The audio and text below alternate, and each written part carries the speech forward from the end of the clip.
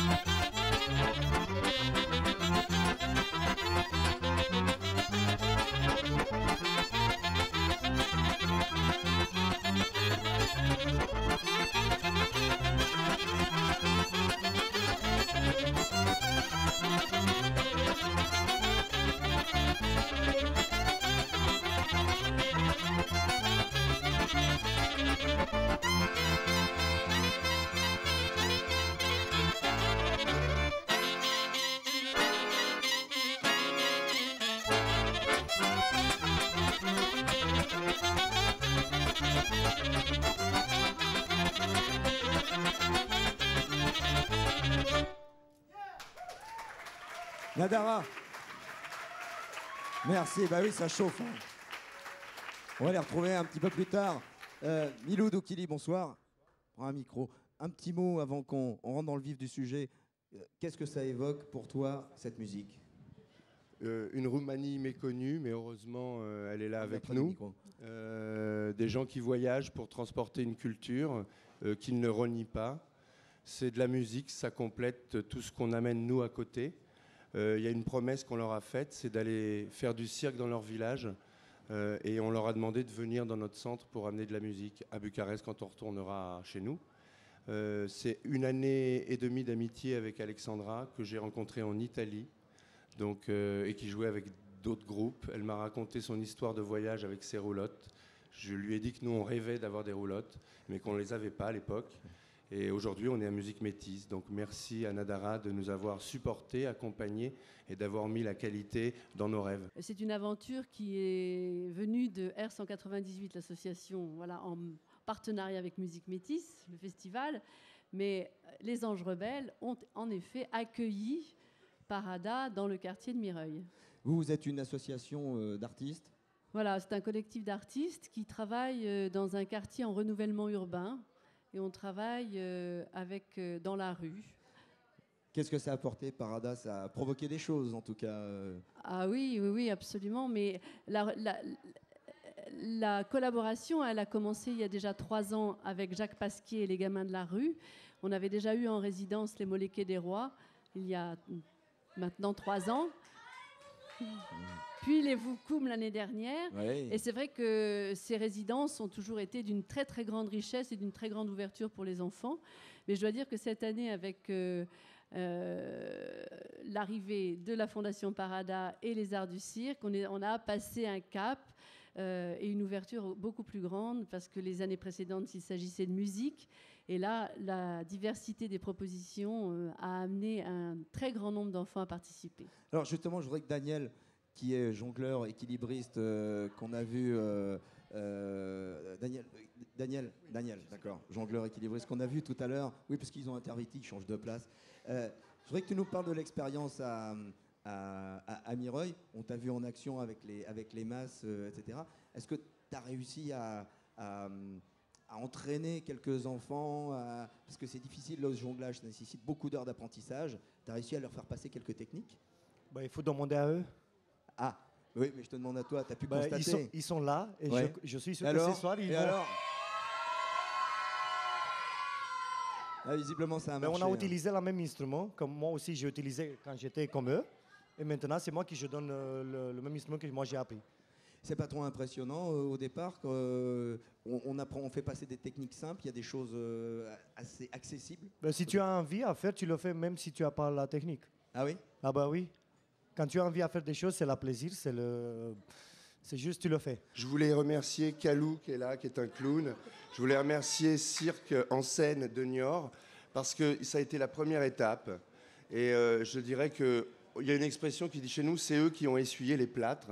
Et si vous pouviez leur laisser 30 secondes pour qu'ils vous expliquent quelle a été leur parade à eux. Alors, Cirque en scène. Voilà, merci. Hein. Alors, on a essuyé les plâtres, c'est vrai? C'est vrai. Ça veut dire quoi? Eh bien, Parada a eu quelques soucis pour arriver à Niort. Ils sont arrivés à 2, puis à 4, puis à 6, puis à 8 en fin de semaine ou à 14. Donc ça n'a pas été facile à gérer. Avant ça, j'aimerais dire que la région ne s'arrête pas à La Rochelle, mais s'est arrêtée aussi à Angoulême, à Poitiers et à Niort. Parce que R198, c'est aussi un projet collectif qui regroupe toute la région. Que les gens de Niort sont là aussi, ils sont venus. Que nous... J'aimerais dire qu'au-delà de la rencontre qu'on a pu faire avec Parada, il y a des associations locales qui travaillent dans ces quartiers-là de manière quotidienne, que ce soit à ma campagne, que ce soit à La Rochelle avec les Anges Rebelles, que ce soit à Niort avec nous et aussi avec le centre social, ou que ce soit avec Poitiers avec la Blaiserie, etc. Et que tous ces gens-là, ils ont eu le mérite de monter ça et puis de faire des parades dans toutes les villes. J'ai travaillé avec des Nadara, des Parada, des Molek des Rois, des Voukoum, etc. Et pourquoi? Parce que... Explique-nous pour toi. Parce que c'est des mouvements. Ce qu'ils ont en plus. Parce que c'est la culture en mouvement. Parce que c'est des gens, c'est la culture en mouvement. C'est des gens qui ont compris l'utilité sociale de la culture et qui ont compris surtout que l'art, c'est un plaisir. L'art, c'est faire plaisir en se faisant plaisir. Et que cet art, elle produit de la citoyenneté, du lien social, elle produit tout un tas de produits dérivés dont on a besoin dans les quartiers, dont on a besoin dans la société, dont on a besoin, nous, pour vivre humainement, pas pour vivre comme des rats perdus dans des HLM où on ne connaît pas notre voisin. Non, pour vivre ensemble, pour s'aimer.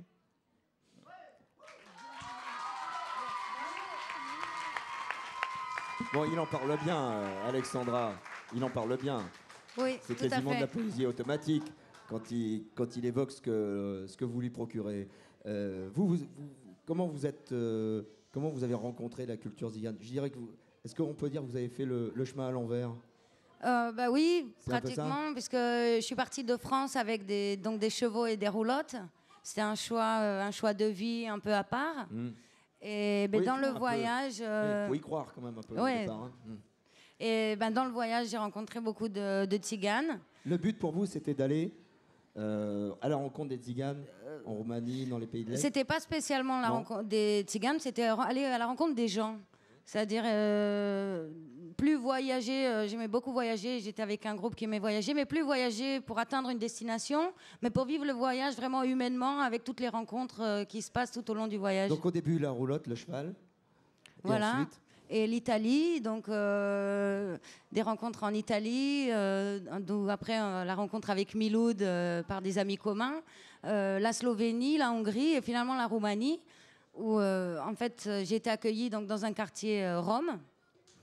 Et j'ai découvert en fait des gens qui vivent en Europe à 2 pas de chez nous dans des conditions qui pour moi étaient pas normales. Et donc avec eux, j'ai décidé de fonder une association pour promouvoir leur culture et ensemble essayer d'améliorer le quotidien de plein d'enfants. Miloud, je mets le nez en rouge. Merci. Qui va tenir.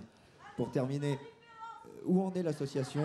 Qu'est-ce qu'elle fait actuellement? Parce qu'on a beaucoup parlé du spectacle, de comment sont passées les résidences, etc. Mais Parada, c'est pas seulement le spectacle. Je voudrais rappeler que tout ce qu'on a fait pendant 4 semaines, c'était d'essayer de sensibiliser nos publics différents sur les réalités de Bucarest, mais malheureusement sur les réalités de Paris, les réalités de Milan, les réalités de toutes les villes qui ont encore des enfants qu'on oublie dans les rues. À Bucarest, c'est un centre de jour, c'est une équipe qui travaille dans la rue de jour comme de nuit, c'est un service médical, c'est un service de recherche d'emploi et de motivation à aller vers le travail, mais aussi à demander au monde du travail de s'ouvrir un peu plus à nos mondes à nous.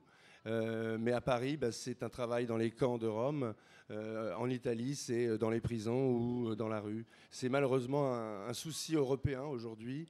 Et si les politiques européens sont beaucoup mieux organisés que nous pour créer cette Europe, il est grand temps que nous, on puisse demander à toutes les écoles de cirque, mais aussi à toutes les équipes de rue, de s'associer à ce projet, parce qu'on ne peut plus dissocier, comme on l'a dit depuis le début, le social et la culture.